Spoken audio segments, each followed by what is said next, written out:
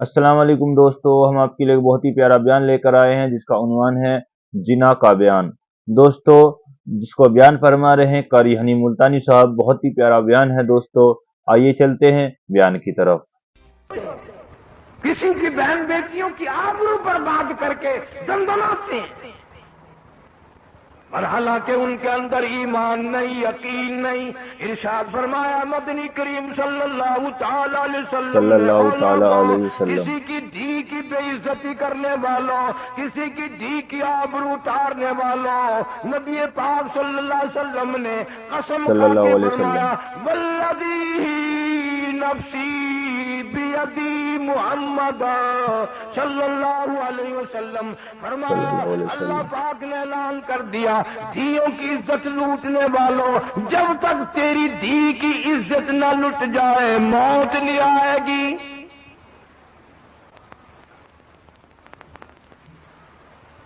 کسی کی بہن کی آبرو اتارنے والوں، دنیا میں رہ کر مکر کرنے والوں، بڑی بدماشی کے لیے مکر کیے جاتے ہیں۔ اللہ فرماتے ہیں وَيَمْكُرُونَ وَيَمْكُرُ اللَّهُ،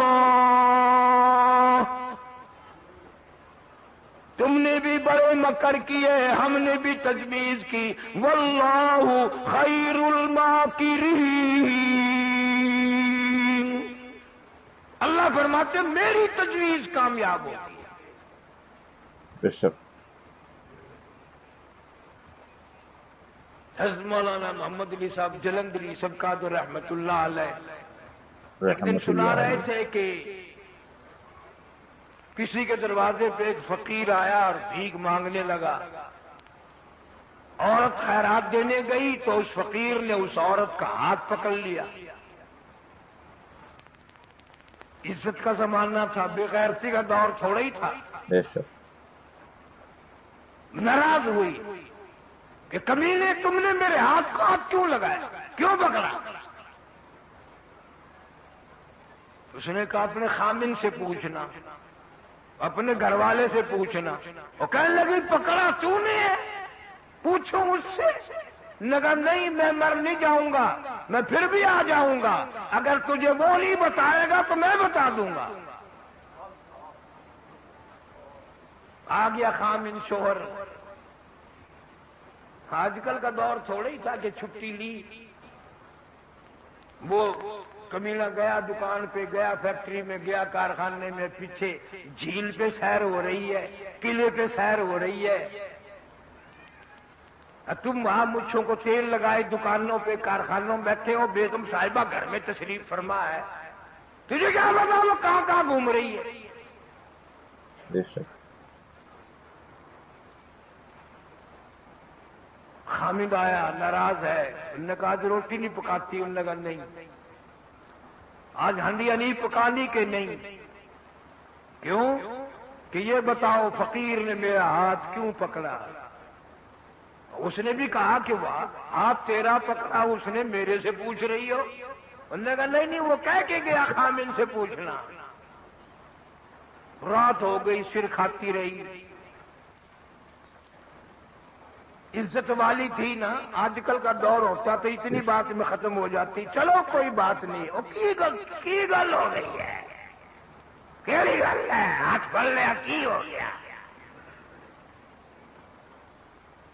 کوئی بات نہیں، سب بہن برا ہے، سارا پاکستان بہن براوا نہیں ہے سارا۔ پھر بہنا نال شادی کر کے سیرے باندھ کے بھی تیسرے دن ٹر پہنتے ہو۔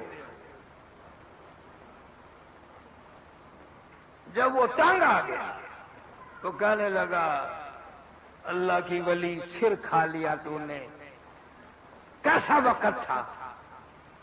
اس نے اندازہ بتایا کہ دوپہر کا ایسا وقت تھا۔ پھر کہنے لگا پھر وہ سچ کہہ گیا، میں نے بھی کسی پرائی عورت کا اس وقت ہاتھ ہی پکڑا ہوا تھا، میں نے بھی کسی کا ہاتھ ہی پکڑ رکھا تھا۔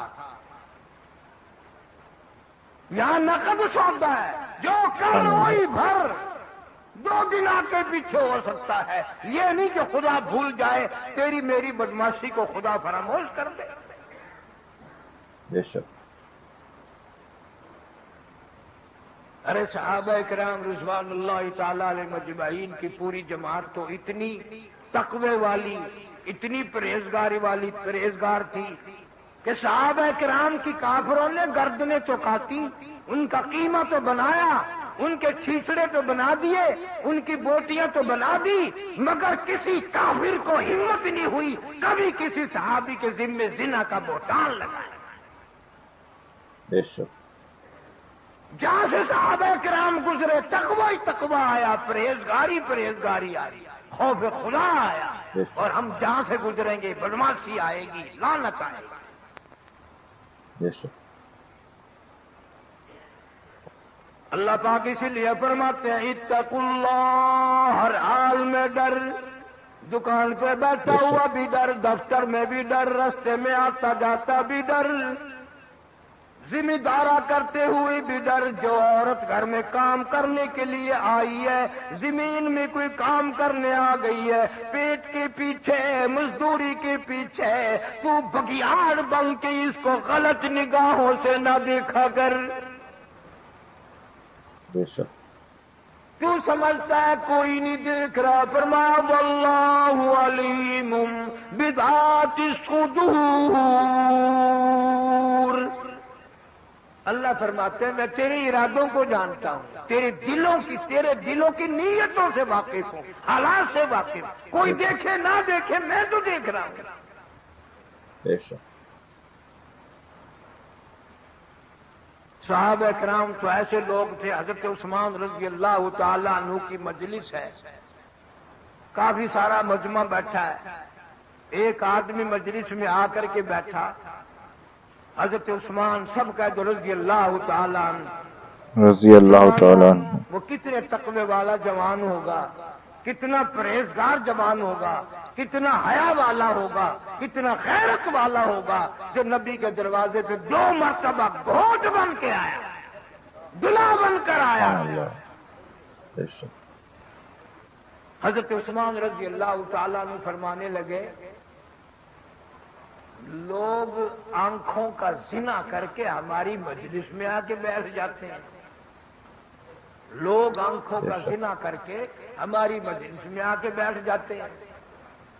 کسی صحابی نے فوراً عرض کر دیا، امیر المومنین جناب عثمان رضی اللہ تعالیٰ عنہ کا نبی کے بعد بھی وحی آ گئی، اللہ نے کوئی وحی بھیجی ہے؟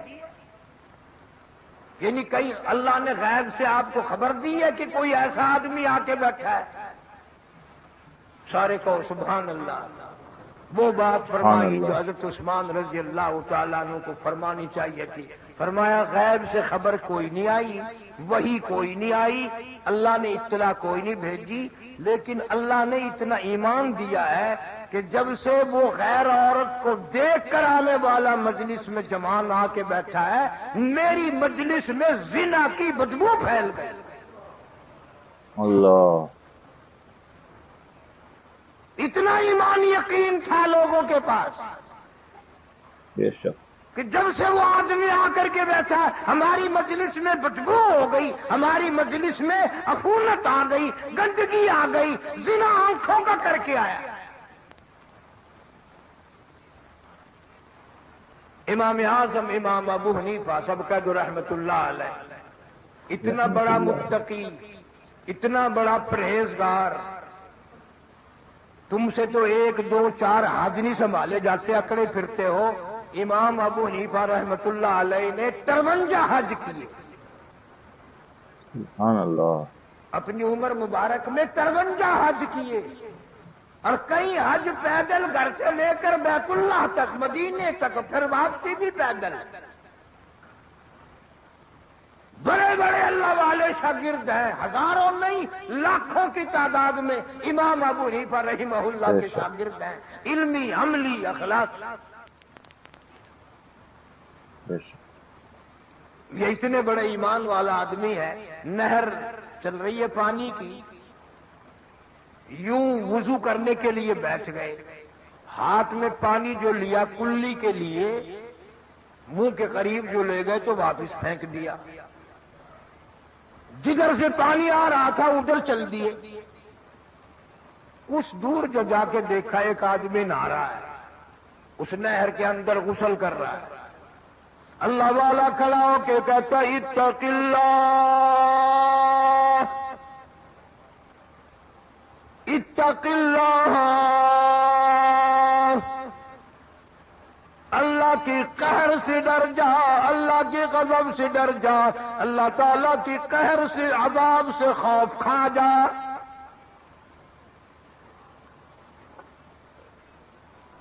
وہ کہنے لگا حضرت کیوں؟ میں نے کیا گناہ کر دیا؟ کیا غلطی کی میں نے؟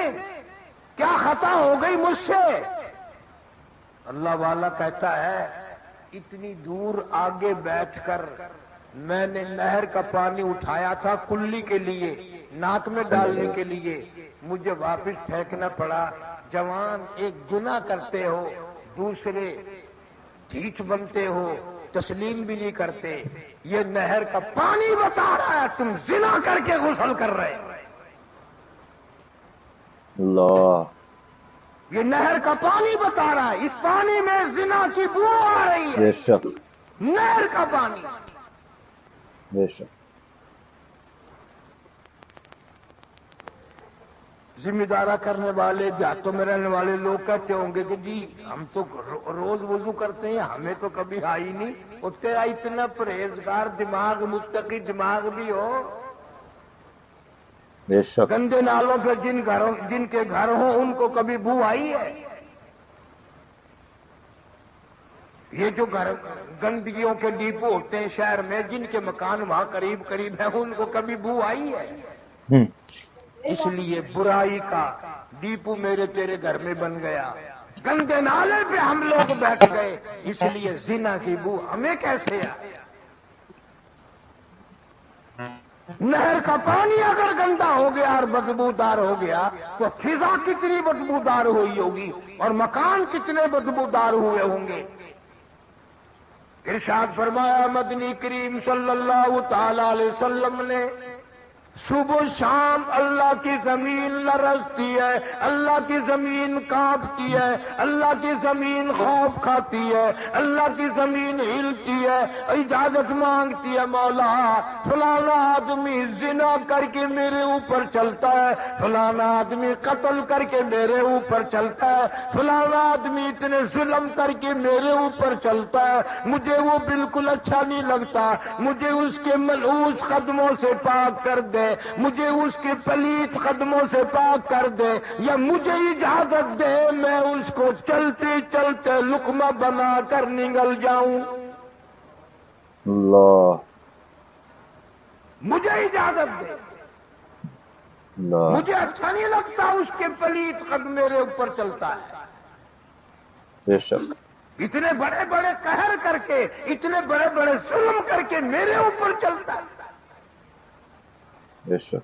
قرآن آواز دیتا ولا تمشی فی الارض مرحا انک لن تخرق الارض ولن تبلغ الجبال طولا.